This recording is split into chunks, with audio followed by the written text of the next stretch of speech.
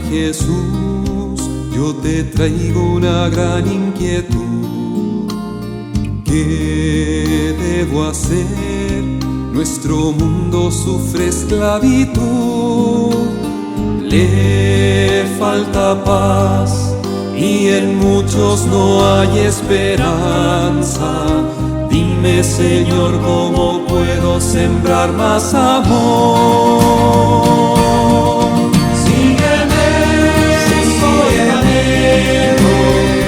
Única ruta a seguir, sígueme, soy amiga, que con amor debes compartir.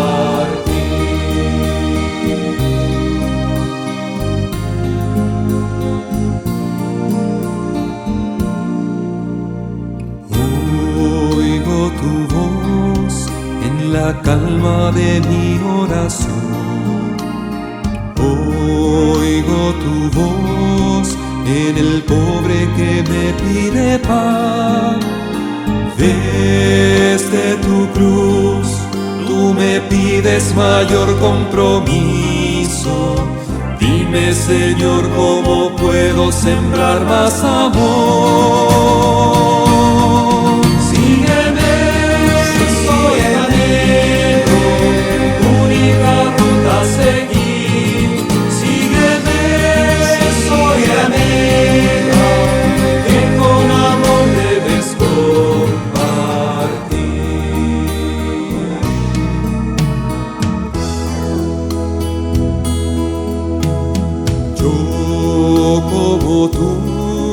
Buscaré más dar que recibir. No hay amor sin sufrir, sin luchar, sin servir. Más que tu amor, olvidándote pierdo de vista. Grita, Señor, aún más fuerte que te pueda oír. Amigo, única ruta a seguir, sígueme, soy amiga, que con amor debes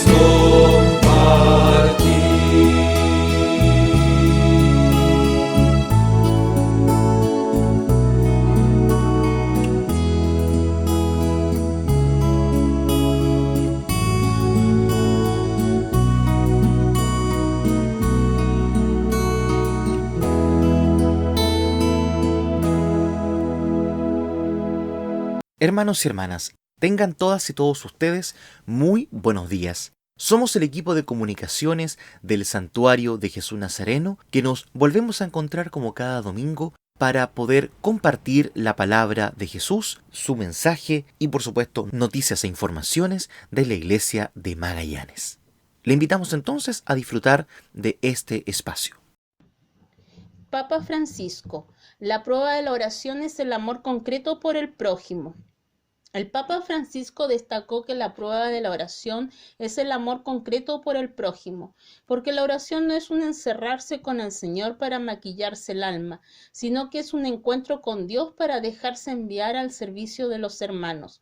Así lo explicó el Santo Padre durante la audiencia general de este miércoles 7 de octubre que se realizó en el Aula Pablo VI del Vaticano. No debe existir dicotomía en la vida de quien reza, no hay diferencia. Se está delante del Señor y se va al encuentro de los hermanos a los que Él envía. La oración no es un encerrarse con el Señor para maquillarse el alma. No, esto no es oración.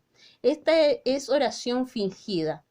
La oración es un encuentro con Dios y un dejarse enviar al servicio de los hermanos, señaló el Papa. En esta línea el Papa advirtió que la prueba de la oración es el amor concreto por el prójimo y viceversa. Los creyentes actúan en el mundo después de estar primero en silencio y haber rezado. De lo contrario, su acción es impulsiva, carece de discernimiento, es una carrera frenética sin meta. Y añadió que cuando los creyentes hacen así cometen muchas injusticias, porque no fueron primero con el Señor a rezar, a discernir qué tienen que hacer. El Santo Padre retomó su serie de catequesis sobre la oración, que habían sido interrumpidas por las catequesis sobre el cuidado de la creación, y la dedicó al profeta Elías, a quien calificó como uno de los personajes más interesantes de toda la Sagrada Escritura. Entre los episodios del Evangelio que relatan al profeta Elías, el pontífice recordó el momento de la transfiguración, en donde aparece junto a Jesús y Moisés, y en el que Jesús mismo se refiere a su figura para acreditar el testimonio de Juan Bautista. Además, el Papa describió que en la Biblia Elías aparece de repente de forma misteriosa, procedente de un pequeño pueblo completamente marginal, y al final saldrá de escena, bajo los ojos del discípulo Eliseo, en un carro de fuego que sube al cielo, por lo que agregó que es un hombre sin un origen preciso y sobre todo sin un final, secuestrado en el cielo. Por esto su regreso era esperado antes del advenimiento del Mesías. Como un precursor, así se esperaba el regreso de Elías. La Escritura nos presenta a Elías como un hombre de fe cristalina, en su mismo nombre, que podría significar Yahvé es Dios. Está encerrado el secreto de su misión. Será así toda la vida, hombre recto, incapaz de acuerdos mezquinos, afirmó. También el Papa destacó que el símbolo de Elías es el fuego, imagen del poder purificador de Dios, porque será sometido a dura prueba y permanecerá fiel, y añadió que es el ejemplo de todas las personas de fe que conocen tentaciones y sufrimientos, pero no fallan al ideal por el que nacieron. En este sentido, el Santo Padre explicó que la oración es la savia que alimenta constantemente su existencia. Por esto es uno de los personajes más queridos por la tradición monástica, tanto que algunos lo han elegido padre espiritual de la vida consagrada a Dios. Elías es el hombre de Dios, que se erige como defensor del primado del Altísimo. Sin embargo, él también se ve obligado a lidiar con sus propias fragilidades. Es difícil decir qué experiencias fueron más útiles, si la derrota de los falsos profetas en el Monte Carmelo o el desconcierto en el que se da cuenta que no es mejor que sus padres. Por ello, el Papa explicó que en el alma de quien reza el sentido de la propia debilidad es más valioso que los momentos de exaltación, cuando parece que la vida es una cabalgata de victorias y éxitos, y añadió que en la oración sucede siempre esto, momentos de oración que sentimos entusiasmo y momentos de oración de dolor, de aridez, de pruebas, por lo que concluyó que la oración es así, dejarse llevar por Dios y dejarse también golpear incluso por situaciones difíciles de las tentaciones. Esta realidad de que la oración es así se encuentra en muchas otras vocaciones bíblicas, también en el Nuevo Testamento. Pensemos, por ejemplo, en San Pedro y San Pablo, que su vida era así, momentos de júbilo y momentos de abatimiento, de sufrimiento. Asimismo, el Santo Padre dijo que Elías es el hombre de vida contemplativa y al mismo tiempo de vida activa, preocupado por los acontecimientos de su época, capaz de arremeter contra el rey y la reina, después de que habían hecho asesinar a Nabot, para apoderarse de su viña. Y advirtió que actualmente hay necesidad de creyentes, de cristianos celantes que actúen delante a personas que tienen responsabilidades de dirección, con la valentía de Elías para decir esto no va hecho, esto es un asesinato.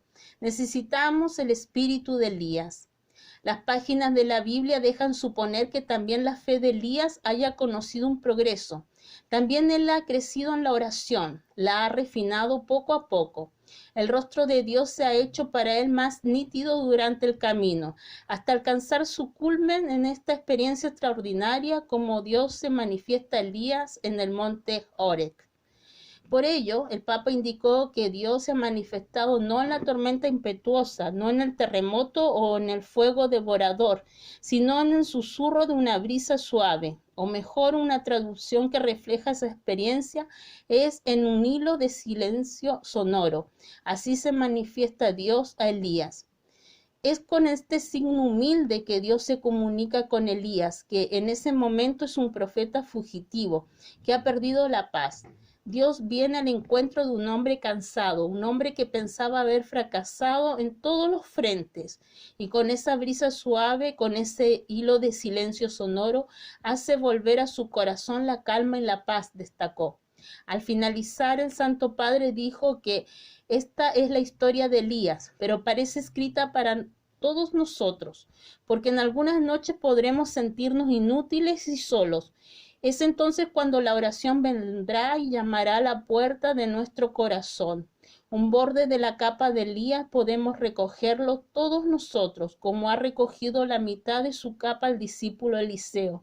Y si nos hubiéramos equivocado en algo o si nos sintiéramos amenazados o asustados, volviendo delante de Dios con la oración, volverán por milagro también la serenidad y la paz.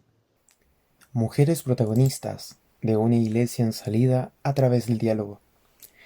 El mensaje del Santo Padre a los miembros de la consulta femenil del Consejo Pontificio de la Cultura con ocasión del seminario Las mujeres leen al Papa Francisco. Lectura, reflexión y música. Las mujeres son protagonistas de una iglesia en salida a través de la escucha y el cuidado de las necesidades de los demás, y con una marcada capacidad de sostener dinámicas de justicia en un clima de calor doméstico, en los diferentes ambientes sociales en los que se encuentran trabajando. Lo escribe el Papa Francisco en su mensaje a los miembros de la consulta femenil del Consejo Pontificio de la Cultura. Con ocasión del seminario, las mujeres leen al Papa Francisco, lectura, reflexión y música, compuesto por una serie de encuentros que comenzó este 7 de octubre de 2020 sobre el tema Evangelii Gaudium. En su mensaje, firmado el 1 de octubre de 2020, Memoria de Santa Teresa del Niño Jesús en San Juan de Letrán, el pontífice resalta que esta conferencia pone de relieve la hermosa novedad con la consulta femenil que la cual representa dentro de la curia romana. Por primera vez, afirma el Papa, un dicasterio involucra a un grupo de mujeres convirtiéndolas en protagonistas de los proyectos y líneas culturales que se están desarrollando, y no solo para tratar cuestiones femeninas. Su consulta, agrega, está compuesta por mujeres comprometidas en diferentes sectores de la vida social y portadoras de visiones culturales y religiosas del mundo que, aunque diferentes, convergen en el objetivo de trabajar juntas con respeto mutuo. Algunos temas elegidos son la evangelización, creación y fraternidad. Asimismo, el Papa Francisco evidencia que para su itinerario de las lecturas, los organizadores de los seminarios han elegido 3 escritos: la exhortación Evangelii Gaudium y posteriormente la encíclica Laudato Si, además del documento sobre la fraternidad humana para la paz mundial y la convivencia común, escritos dedicados respectivamente, señala el Papa, a los temas de la evangelización, la creación, la fraternidad. Son opciones significativas en las cuales se refleja el espíritu de la consulta, una rica diversidad que sabe trabajar buscando en el diálogo puntos de acuerdo y armonía. Hildegard unificó el conocimiento científico y espiritualidad. El Santo Padre destaca también que el seminario está colocado bajo el signo de una gran mujer, proclamada doctora de la Iglesia en 2012, Santa Hildegard de Bingen. Ella también, como San Francisco de Asís, subraya el pontífice, ha compuesto un himno armonioso en el que canta y alaba al Señor de y en la creación. Hildegard unifica el conocimiento científico y la espiritualidad, y durante 1000 años, como una verdadera maestra, lee, comenta, crea y enseña a mujeres y hombres. Ella rompió los esquemas de su tiempo, que impedían a las mujeres estudiar y entrar en la biblioteca, y como abadesa, también lo pidió para sus hermanas. Aprendió a cantar y a componer música, que para ella era una onda capaz de llevarla hasta Dios. La música para ella no era solo arte o ciencia, sino también liturgia. En su mensaje el Santo Padre pone además en evidencia que con este encuentro Los organizadores quieren crear un diálogo entre el intelecto y la espiritualidad, entre unidad y diversidad, entre música y liturgia, con un objetivo fundamental que es la amistad y la confianza universal. Y lo hacen con una voz femenina que quiere ayudar a sanar un mundo enfermo.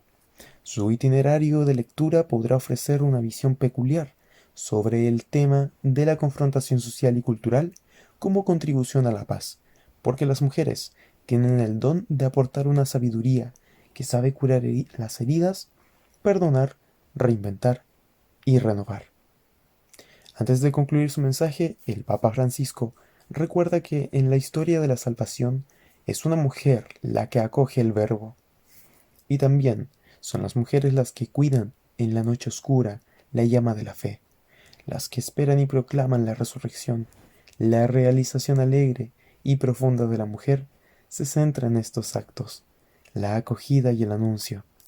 Las mujeres son protagonistas de una iglesia en salida a través de la escucha y el cuidado de las necesidades de los demás, y con una marcada capacidad de sostener dinámicas de justicia en un clima de calor doméstico en los diferentes ambientes sociales en los que se encuentran trabajando.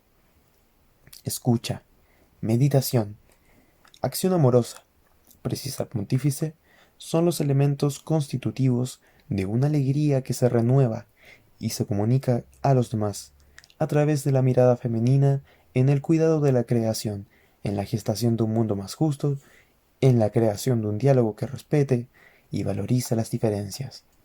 Educando hijos con inteligencia espiritual. Los niños con esta inteligencia son aquellos que tienen la capacidad de comprender el mundo, a los demás y a ellos mismos en el sentido más trascendente, desde una perspectiva más profunda, y sobre todo son capaces de ver a Dios en cada acontecimiento de su vida, desde el sufrimiento hasta los gozos que van teniendo.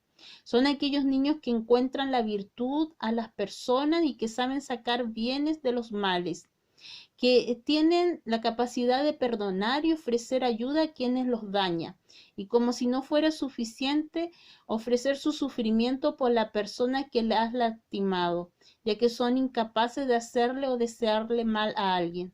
Son extremadamente flexibles. Encuentran con facilidad una afinidad con alguna espiritualidad y trabajan para llevarla a la práctica, pero también son aquellos que necesitan respuestas profundas a los cuestionamientos que se hacen sobre cosas trascendentes. Desde muy pequeños tienen la capacidad de escoger entre el bien y el mal con bases sólidas. Esto es todo un reto para los padres. Por eso aquí les dejamos 5 tips para educar a nuestros hijos en la inteligencia espiritual. Primero, enséñales a orar y a comunicarse con Dios. Cuando nuestros hijos son pequeños es más fácil que aprendan a hacer oración y a comunicarse de manera natural con Dios. Y nosotros debemos fomentarles esto. Primero enseñándoles cómo hacerlo, ya que debemos recordar que nuestros hijos nos nacen sabiéndolo, y conforme van creciendo es bueno que les enseñemos oraciones sencillas que fomenten esos tiempos de oración y comunicación con Dios. Lo más importante es que aprendan de nuestro ejemplo y que nos vean orar y hablar con Dios, aunque para nosotros sea más difícil lograrlo, ya que nuestros hijos, por ser pequeños, tienen una capacidad mayor de esa comunicación espiritual con Dios. Segundo, que conozcan sobre diversas espiritualidades y vidas de santos. Cuando notamos que nuestros hijos tienen cierta tendencia a comprender las cosas de Dios y que les hace felices tener esta comunicación con Él, es bueno que poco a poco y a su nivel le vayamos presentando vidas de santos en caricatura. Esto ayudará a que encuentren las virtudes de cada uno y que a poco decidan imitarlas. Conforme vayan creciendo, podemos darle a leer vidas de santo y documentos donde encuentran los elementos de cada uno y cómo eran espiritualmente, de tal forma que puedan hacer afinidad con alguna de ellas o con varias y vayan conformando su propia espiritualidad.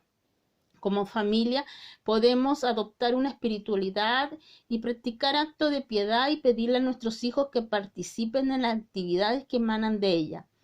pero conforme vayan creciendo y conociendo más, seguramente querrán tener sus propias actividades y nosotros tenemos que apoyarles y permitirles tenerlas. Siempre es bueno que estemos incluidos en cierta medida en sus actividades, aunque sea como observadores, para conocer lo que les gusta y apoyar en lo que necesiten, siempre evitando interferir en sus procesos espirituales, pero velando para que todo sea dentro de lo que es sano y moralmente correcto. Tercero, que hagan un plan de vida. Para estos niños la ascética es algo básico. Es por eso que es necesario apoyarles desde pequeños con un plan de vida, es decir, con algunas actividades organizadas y específicas para cada uno que les ayuden en su crecimiento espiritual y en las virtudes. Este plan de vida puede ser un calendario de valores y virtudes que les vaya marcando la pauta y les sugiera actividades a realizar. Al principio podemos proponerlo nosotros, pero después es bueno que conforme vayan creciendo sean ellos mismos quienes sugieran esas actividades. En este plan de vida deben estar incluidas actividades que les hagan crecer, como son los actos de amor y los sacrificios, siempre de acuerdo a su edad. Por ejemplo, pararse temprano, no comer dulce, ayudar a la mamá en actividades de la casa, con alegría, no pelear con los hermanos, obedecer a la primera, etc. Otra actividad a incluir en este plan de vida es el tiempo de oración. Es muy bueno incluir tiempos a lo largo del día para hacer oración. Al principio oraciones pequeñas, después momentos de meditación y reflexión. Además de las actividades propias de cada uno, como los tiempos de estudio, de tareas, ayudar en las labores de la casa, jugar, leer, etc. Cuarto, enséñales a ofrecer lo bueno y lo malo. Como estos niños tienen la capacidad de ver lo trascendente de las cosas, es bueno que desde muy pequeños sepan que todo se puede ofrecer y que siempre se pueden sacar cosas buenas de cada circunstancia. Esto lo logramos si desde pequeños les ayudamos a ofrecer lo que van pasando y sintiendo con nuestro ejemplo, y que vean cómo lo hacemos nosotros. Y poco a poco, después de un tiempo, serán ellos quienes lo hagan de forma natural, ya que tienen la tendencia a buscar lo trascendente y ofrecer lo que se está viviendo por alguien en un grado alto de oblación, cosa que estos niños tienen la capacidad de hacer, solo es necesaria que la desarrollen de acuerdo a su edad. Y quinto, enséñale a discernir la presencia de Dios en cada acontecimiento, la voluntad de Dios para ellos. Cuando son pequeños debemos explicarle todo esto para ponerle nombre a lo que sienten, a lo que perciben. Después es bueno dejarlo hacer por ellos mismos. Cuando las cosas son lindas y nos favorecen, es muy fácil ver la mano de Dios en ellas. Pero a veces las cosas no pasan como nos gustaría, y es aquí donde se vuelve algo complicado ver la mano de Dios. Y aquí es donde nosotros les podemos apoyar.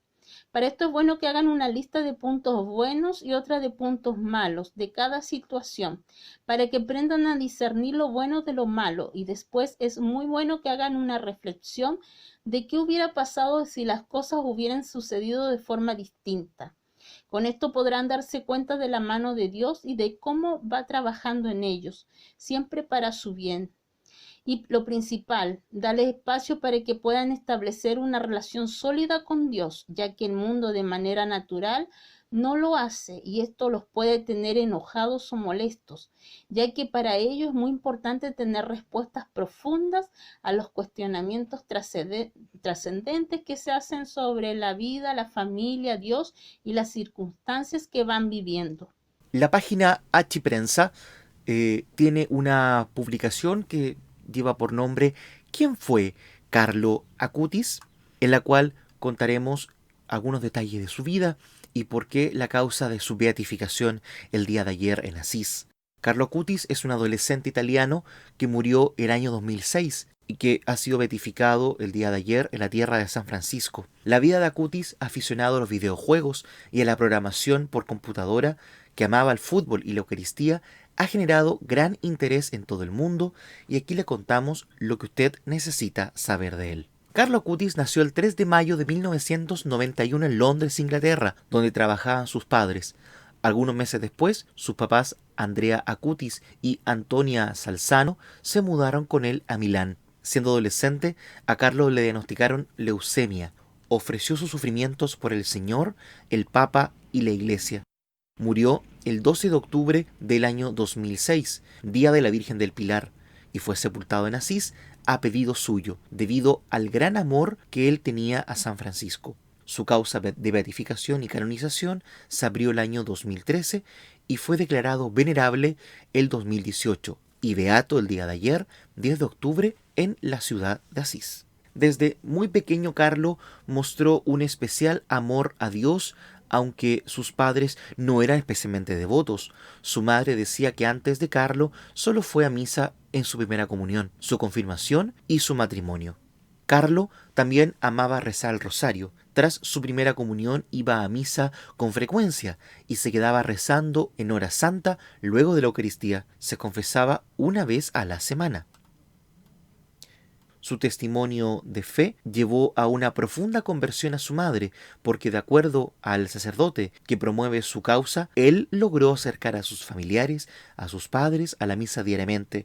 No fue al revés, no fueron los padres los que lo llevaron al pequeño a misa, sino era él quien iba a misa y que convenció a otros de recibir la Eucaristía todos los días. Era conocido por defender a los chicos de su escuela que sufrían bullying, especialmente niños con discapacidad. Cuando los padres de un amigo se estaban divorciando, Carlo hizo lo posible para incluirlo en la vida familiar de los Acutis. Promovió los milagros eucarísticos, especialmente a través de un sitio web que diseñó con ese fin. Allí le decía a la gente que mientras más frecuente sea nuestra recepción de la Eucaristía, más seremos como Jesús. En esta tierra podremos pregustar el cielo. Cuando Carlos enfermó, su vida de fe aumentó. Tenía toda la intención de ofrecer su sufrimiento por la Iglesia, el Papa y la gente enferma. También era programador y, como ya hemos mencionado, hizo un sitio web sobre los milagros eucarísticos. A Carlo también le gustaban los deportes en campo abierto. A muchos santos como a él le gustaba el fútbol. Inicialmente algunos dijeron que el cuerpo de Carlo Acutis fue encontrado incorrupto. Sin embargo, un vocero de la beatificación de Acutis dijo que el cuerpo está íntegro, pero no incorrupto. Hoy lo vemos otra vez en su cuerpo mortal, un cuerpo que ha pasado en los años de sepultura en Asís por el proceso normal de deterioro, que es el legado de la condición humana luego de que el pecado fuera removido por Dios, la fuente de la vida. Pero ese cuerpo mortal está destinado a la resurrección, dijo el obispo de Asís, Monseñor Domenico Sorrentino, en la misa para la apertura de la tumba el 1 de octubre. El cuerpo de Acutis reposa en una urna de vidrio donde podrá ser venerado por los peregrinos hasta el 17 de octubre. Está vestido con jeans y un par de zapatillas Nike, la ropa que él solía usar. El corazón de Carlo Acutis, que ahora puede ser considerado una reliquia, estará expuesto en un relicario en la Basílica de San Francisco de Asís. Su madre dijo que su familia quiso donar sus órganos cuando falleció, pero no pudieron hacerlo debido a la leucemia. Texto traducido y adaptado por Walter Sánchez Silva y publicado originalmente en CNA. Esta lectura fue tomada de Achiprensa. Aleluya.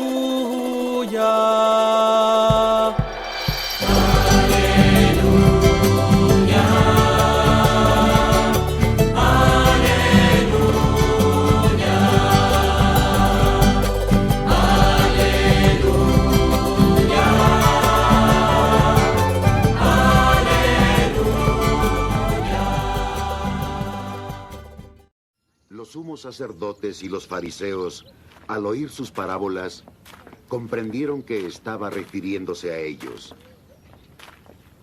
Y trataban de detenerle, pero tuvieron miedo a la gente, porque la multitud le tenía por profeta. Jesús les habló de nuevo en parábolas, diciendo: El reino de los cielos es como un rey que preparó el banquete de bodas de su hijo. Envió a sus siervos a llamar a los que habían sido invitados a la boda, pero no quisieron venir. Y envió a más siervos. Les dijo: decid a los invitados que preparé mi banquete. A mis toros y animales cebados he sacrificado, y todo está listo. Venid al banquete. Pero no hicieron caso, y se fueron. uno a su campo y otro a su negocio. Los restantes se llevaron a los siervos, los maltrataron y los mataron.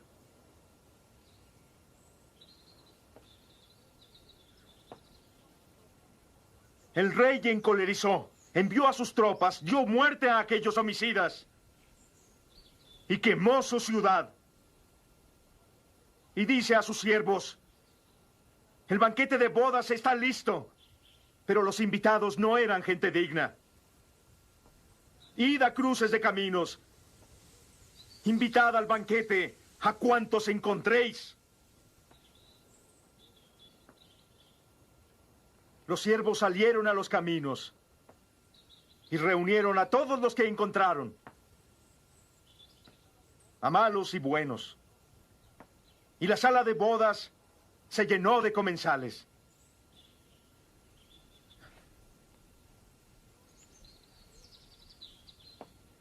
Entró el rey y al ver a los comensales, notó que había un hombre que no tenía traje de boda. Amigo, le dice, ¿cómo has entrado sin traje de boda? Él se quedó callado. El rey dijo a los sirvientes: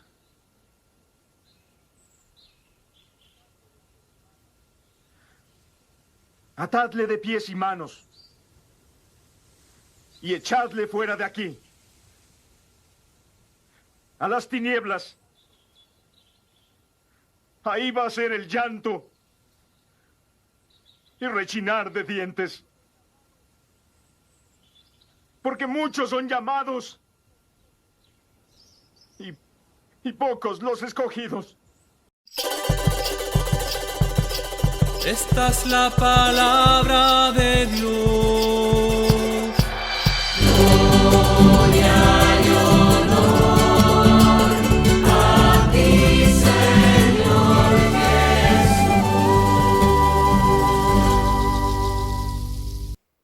Un banquete para la libertad. El evangelio del banquete que un rey da por la boda de su hijo es una de las parábolas más sofisticadas del evangelio de Mateo, que marca unas diferencias substanciales con la que ofrece Lucas. Incluso podríamos hablar de parábolas distintas. Mateo nos habla de un rey rechazado por los magnates y, tras ser maltratados y asesinados algunos de sus criados, manda atacar y destruir la ciudad. Ahora se debe ir a los cruces de los caminos para instar a los transeúntes a que vengan al banquete. Como es lógico, vinieron toda clase de gentes, buenas y malas. ¿Qué significa, pues, que tras esta invitación tan generosa e informal, el rey venga a la sala del banquete y encuentre a uno que no tiene traje de bodas? Esto cambia el sentido de la interpretación de los versículos del 1 al 10, cuando la sala se llenó de invitados, poniendo en manifiesto que incluso los que no estaban preparados son invitados a un banquete de bodas. Aquí nos encontramos con lo más extraño, quizás lo más importante y original, de la parábola de Jesús redactada por Mateo. Los versículos del 11 al 14, sobre el traje de bodas, pues, deben ser un añadido independiente. Estaríamos ante una reconstrucción alegorizante para la comunidad de Mateo, que saca unas consecuencias nuevas para los miembros de esa comunidad cristiana tan particular, con objeto de que sepan responder siempre a la llamada que se les ha hecho. Pensemos en la justicia, de las buenas obras, del compromiso constante, de la perseverancia, a lo que es muy dada la teología del Evangelio de Mateo. En todo caso, no debemos perder de vista que la parábola la pronunció Jesús para poner de manifiesto la fiesta de la libertad de Dios que llama a todo el que encuentra. Por lo mismo, el significado del traje de boda, añadido posteriormente, quizás se trataba de una parábola independiente, debe estar supeditado al primero, porque no es lógico que los invitados por los caminos estén preparados para una boda, No obstante, deberíamos suponer que en la semiótica del vestido con que se quiere generar el texto, todo el mundo, incluso los más pobres, siempre encuentran unas ropas más decentes para ir a una boda o a un banquete. De lo contrario, no tendrían sentido los versículos del 11 a 14. Por eso estamos con otros intérpretes, que se trata de una parábola sobreañadida de los versos 1 al 10, que son los, que son los coincidentes más con Lucas 14.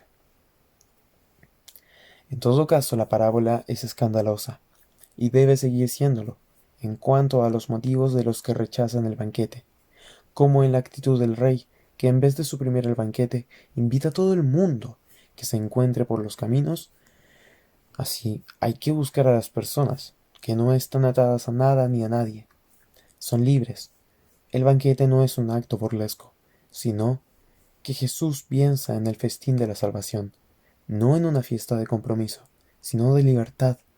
En ese supuesto, hasta el hombre que no lleva vestido de boda, independientemente de la teología de Mateo, habría de que entenderlo, hoy y ahora, como que no está allí como los demás, libre para la gracia de Dios. Quien no posea esa actitud, ese vestido, estará echando por tierra la fiesta de la libertad y la gracia. Sí se puede. 10 consejos prácticos para rezar el rosario todos los días. La celebración de la Virgen del Santo Rosario se celebró el día 7 de octubre.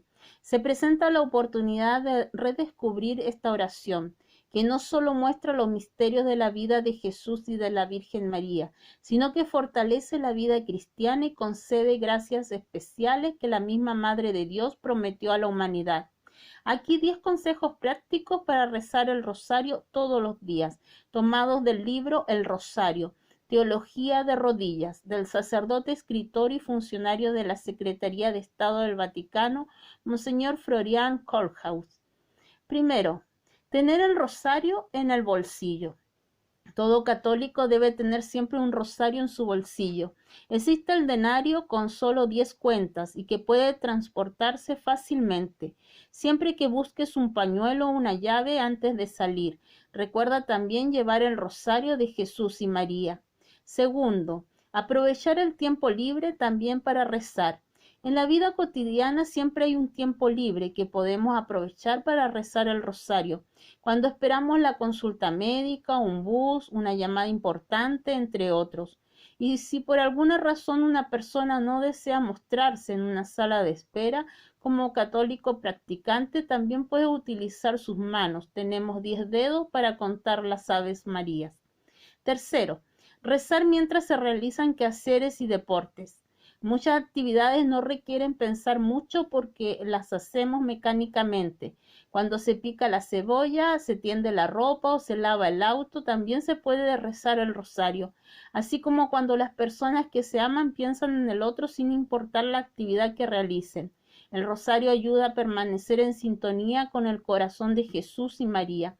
Esto también funciona mientras haces deporte. Correr, andar en bicicleta o nadar son actividades en las que se puede rezar el rosario al ritmo de la propia respiración, ya sea de forma interna o en voz alta si estás solo en un campo abierto. Cuarto, las imágenes y la música también pueden ayudar. El rosario es una oración contemplativa. Más importante que las palabras que usemos es la predisposición de nuestro corazón para contemplar cada uno de los misterios.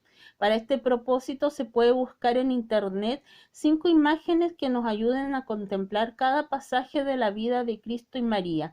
Por otro lado, la música también puede ser útil si se ejecuta en un segundo plano para encontrar paz. Quinto, canalizar nuestras distracciones para rezar. Es difícil una oración en la que no surjan distracciones. Una y otra vez los pensamientos vienen a nuestra mente, la lista de compra, el cumpleaños de un amigo, una enfermedad o una preocupación. Si luchamos contra ellas en la oración a menudo es peor. Es mejor reunir estas distracciones y rezar una Ave María por las personas, por los amigos y familiares, por uno mismo y los problemas. De este modo la oración se hace sincera y personal.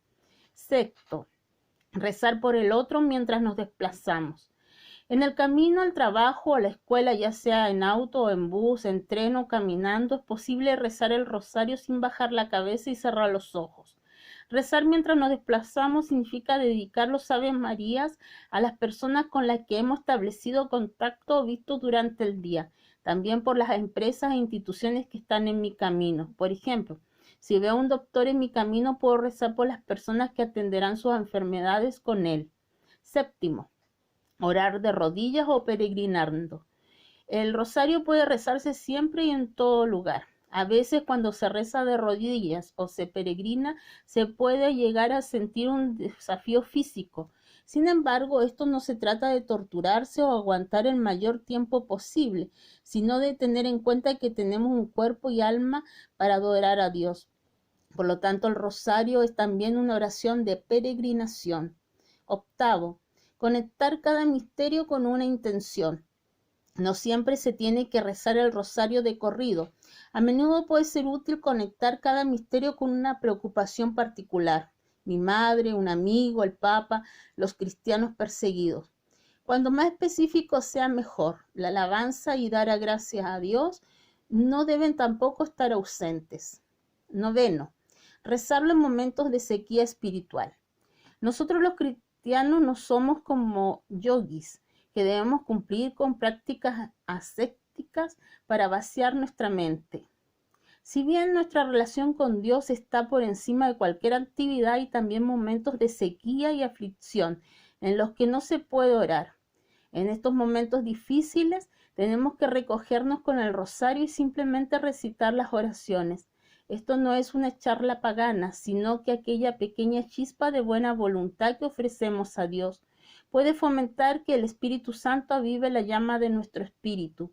En tiempos difíciles incluso puede ser suficiente sostener el rosario sin pronunciar una palabra. Este estado desdichado ante Dios y su Madre se convierte en una buena oración y ciertamente no permanece sin respuesta. Y décimo, caer dormido rezando el rosario. El rosario no debe estar solo en nuestros bolsillos, sino en cada mesita de noche. Cuando se intenta conciliar el sueño, también se pueden rezar los Ave Marías, y es mejor que contar ovejas. En ocasiones, solo las personas mayores y enfermas se aferran al rosario por la noche debido a las promesas de seguridad, fortaleza y consuelo. Sin embargo, también en los buenos tiempos se debe recurrir a esta oración y pedir especialmente por aquellos que sufren. El sueño de Chile del cardenal Raúl Silva Enríquez sigue inspirando a las nuevas generaciones. Participar activamente en la historia de hoy es un deber y una oportunidad de ser protagonistas de nuestra vida y de la vida de nuestro país.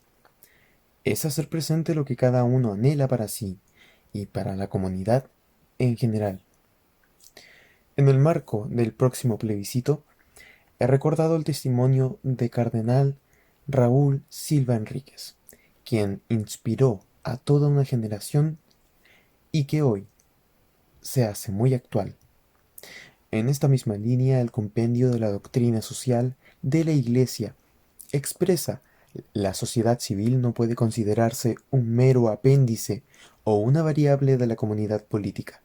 Al contrario, ella tiene la preeminencia, ya que es precisamente la sociedad civil la que justifica la existencia de la comunidad política. Entonces, la sociedad civil, constituida por todos los ciudadanos, formamos parte activa de la vida social y política. En el ejercicio de nuestros derechos conlleva el cumplir nuestros deberes. Recorriendo el pensamiento del cardenal Silva Enríquez, hace referencia con fuerza a la patria, dándole un significado de proyecto vital, del cual podemos ser parte todos. Habla también del alma de Chile. Hoy, más allá de una mirada poética, nos puede ayudar a pensar en lo que queremos y necesitamos para nuestro país. La patria como algo dinámico, que se construye, que hoy seguimos construyendo entre todos.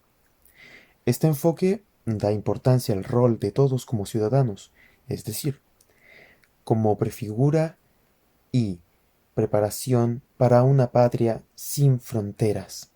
Por eso nosotros somos constructores de la obra más bella, la patria terrena. Esta patria no comienza hoy con nosotros. Por eso la recibimos con respeto, con gratitud, y la construimos. Nos comprometemos a construirla. Tomar conciencia de ese compromiso nos impone un cambio de mirada, ya que no solo somos nosotros, sino también los que vienen. También se comparten algunos fragmentos del Sueño de Chile, donde se plasman 4 ideas, las cuales son las siguientes. La persona reconocida en su dignidad y unicidad es el centro del cuerpo social. Me preguntan por el país que sueño o que deseo, y debo decir que mi deseo es que en Chile el hombre y la mujer sean respetados. El ser humano es lo más hermoso que Dios ha hecho. El ser humano es imagen y semejanza de la belleza y de la bondad de Dios. Quiero que en mi patria, desde que un ser humano es concebido en el vientre de una mujer hasta que llega a la ancianidad, sea respetado y valorado, de cualquier condición social, de cualquier pensamiento político, de cualquier credo religioso. Todos merecen nuestro respeto. Segundo, la solidaridad como forma de preocuparnos unos de otros debe vencer el egoísmo y construir una cultura solidaria. Quiero un país donde reine la solidaridad, muchas veces ante las distintas catástrofes del país que el país ha debido de enfrentar. Se ha demostrado la generosidad y nobleza de nuestro pueblo. No es necesario que los terremotos vengan a unir a los chilenos. Creo que quienes poseen más riquezas deben apoyar y ayudar a quienes poseen menos. Creo que los más fuertes no pueden desentenderse de los más débiles, y que los más sabios deben responsabilizarse de los más ignorantes. La solidaridad es un imperativo urgente para nosotros. Chile debe desterrar los egoísmos y ambiciones para convertirse en una patria solidaria. Tercero, el amor es lo más importante, es el punto de partida de todo lo demás. Construir civilización del amor. Quiero un país donde se pueda vivir el amor. Esto es fundamental. Nada nada sacamos con mejorar los índices económicos o levantar grandes industrias y edificios si no crecemos en nuestra capacidad de amar. Los jóvenes no nos perdonarían esa falta. Pido y ruego que se escuche a los jóvenes y se les responda como ellos merecen. La juventud es nuestra fuerza más hermosa. Ellos tienen derecho a ser amados y tienen la responsabilidad de aprender a amar de un modo limpio y abierto.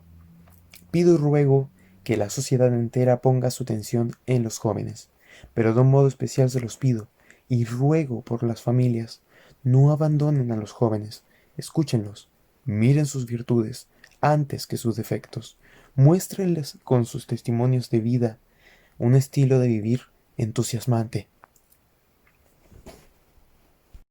La fraternidad como la experiencia de reconocer y compartir la paternidad de Dios y construir con otros una comunidad fraterna. Este viene siendo el último fragmento.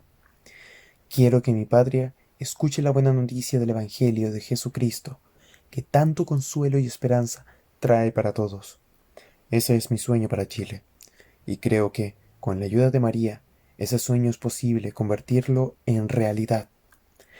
En medio de la pandemia que estamos viviendo y de sus dolorosas consecuencias, la gran tarea es reconocernos una comunidad social y política, que está llamada a actuar en el aquí y el ahora de nuestra historia, sin exclusión, que todos tenemos la responsabilidad de seguir construyendo la patria que soñamos. Tenemos la responsabilidad con las futuras generaciones de ser testimonio vivo y concreto, de superar la desconfianza, las disputas y la violencia que hacen aparecer que nos enfrentamos los buenos con los malos para caminar de la mano del respeto, del diálogo. Que estas 4 claves nos ayuden a descubrir el sueño de país que cada uno de nosotros tiene y trabajar activamente en realizarlo a partir de una verdadera amistad cívica como base del actuar social. Un mensaje liderado por Gabriela Gutiérrez Holtman. Carta pastoral Somos cristianos y ciudadanos. Estimadas hermanas y hermanos, el próximo 25 de octubre del 2020 se llevará a cabo en nuestro país un plebiscito nacional donde se decidirá mediante una votación si queremos cambiar o no queremos cambiar la Constitución que nos rige, así como decidir el mecanismo para redactarla, en el caso de que se apruebe su modificación. Nos encontraremos con dos papeletas. La primera cédula tendrá la pregunta sobre si apruebo o rechazo el proceso hacia una nueva constitución. En la segunda papeleta se nos consultará sobre cuál modo de participación preferimos en caso que gane el apruebo, para redactar una nueva constitución. Estos modos pueden ser dos. Una convención constituyente del 100% de sus integrantes son elegidos por la ciudadanía, o una convención mixta, el 50% integrada por parlamentarios y los otros 50 elegidos por votación popular. Primero, invitación para ir a votar. Dada la relevancia de este acto cívico, lo primero que le pido a los católicos y a todos los hombres y mujeres de buena voluntad es que vayamos a sufragar, que hagamos sentir nuestra voz en este ejercicio democrático, que nos expresemos sin temor, con esperanza y confianza. Si vamos todos a votar, se verá fortalecida nuestra democracia. Ustedes conocen mi pensamiento. Siempre he exhortado a que participemos de las instancias democráticas. El Concilio Vaticano II nos anima a los católicos a dar ejemplo de sentido de responsabilidad y de servicio al bien común. Segundo, iluminar nuestra conciencia. Muchas personas me han preguntado qué opción tomar para ser consecuente con la fe profesada. Al respecto, es importante aclarar que no me corresponde señalar qué opción tomar. Eso sería un claro abuso de conciencia, y no existe lo que algunos llaman el voto católico, sino que cada católico debe votar según la decisión que tome en su conciencia. Por ello, les pido que se informen, que estudien, que dialoguen, que formen su conciencia adecuadamente. Para ello, es imprescindible conocer la Constitución, su génesis y su historia. De la misma manera, los invito a informarse acerca del futuro que se traza en la Convención Mixta Constitucional y con la Convención Constitucional, si gana la opción apruebo. También es bueno conocer el camino que se traza continuando con la Constitución que nos rige, si es que triunfa la opción rechazo. De allí la importancia de votar en conciencia. Emitir un voto es un acto personal, secreto, intransferible e indelegable que habla de la dignidad de quien lo realiza y el respeto que se merece. Por otro lado, los obispos de Chile hemos afirmado que la paz es fruto de la justicia y un país justo no puede construirse desde la presión ilegítima ni desde la violencia. Tercero, nuestro testimonio. Estamos llamados como cristianos a dar un gran testimonio de amistad cívica en este tiempo que vive el país y que puede ser fuente de paz, de fraternidad y de unión. Con nuestra actitud respetuosa, dialogante, pacífica y responsable, contribuiremos a construir el reino de Dios en una sociedad donde la persona sea su centro y preocupación. Nuestra actitud de respeto hacia el otro, aunque piense diferente, generará el ambiente para alcanzar ese país de hermanos que rezamos a la Virgen del Carmen. Les recuerdo que independientemente de la opción que gane, debemos reconocerlo y esforzarnos para seguir sirviendo y siendo solidarios con todos. El país no termina con este plebiscito, al contrario, será una tarea de todos de seguir construyéndolo de acuerdo al querer de Dios. Les saluda su pastor, que cada día reza por todos ustedes e implora su misericordia por sus defectos y pecados, Bernardo Bastes Florense, Padre Obispo de Magallanes. Punta Arenas, 7 de octubre de 2020. Una aproximación a la encíclica Fratelli Tutti. La encíclica Fratelli Tutti fue publicada el pasado 4 de octubre. El sacerdote Facundo Fernández dirige la mirada sobre el segundo término del título, Tutti, todos, traducido, y busca desvelar qué identidades se encuentran detrás de este término. Desde el momento que se anunció la nueva carta encíclica del Papa Francisco, Fratelli Tutti, se desataron entre los periodistas y en las redes sociales largas discusiones sobre el modo de traducir el título. Naturalmente, estos debates trajeron consigo necesarias reflexiones sobre el rol de la mujer en la Iglesia y sobre la importancia del lenguaje en la búsqueda de la igualdad de los derechos entre hombre y mujer. Sin embargo, llama la atención la rapidez para los debates y opiniones, sin haberse publicado tan solo un párrafo de la tercera encíclica de Francisco. Sin embargo, me sorprende cómo se le ha dedicado una inmensa atención semántica a la primera palabra del título, dejando en las sombras el profundo y profético significado de la segunda, tutti. En un tiempo donde prevalece el modelo funcionalista y privatista que conduce inexorablemente a la cultura del descarte, donde muchas veces se percibe que los derechos humanos no son iguales para todos, donde prevalece una cultura de enfrentamiento, donde reaparece la tentación de hacer una cultura de muros, la palabra de todos, junto al sustantivo hermanas y hermanos, debería interpelarnos profundamente en los tiempos en que vivimos.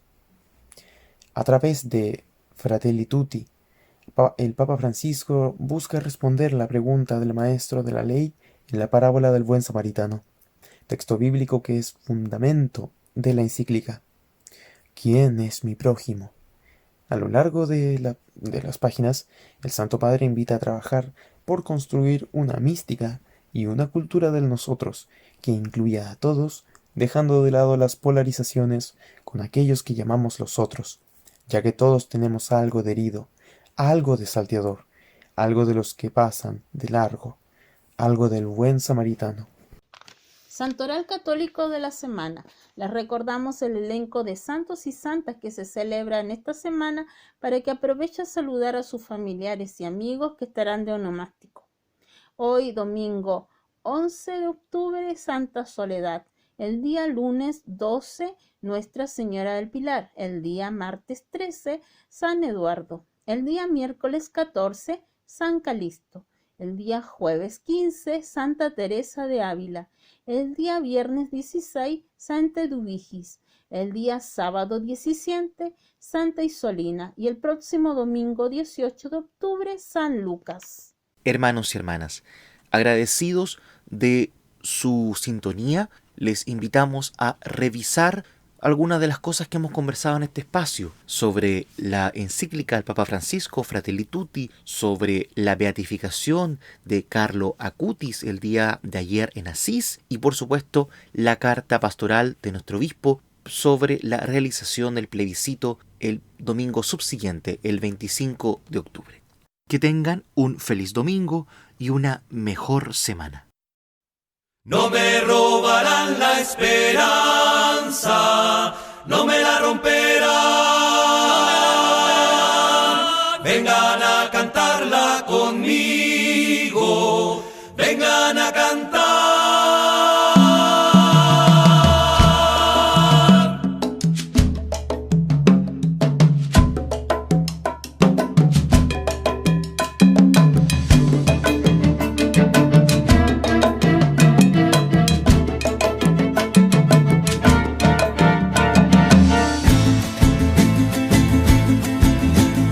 Creo que detrás de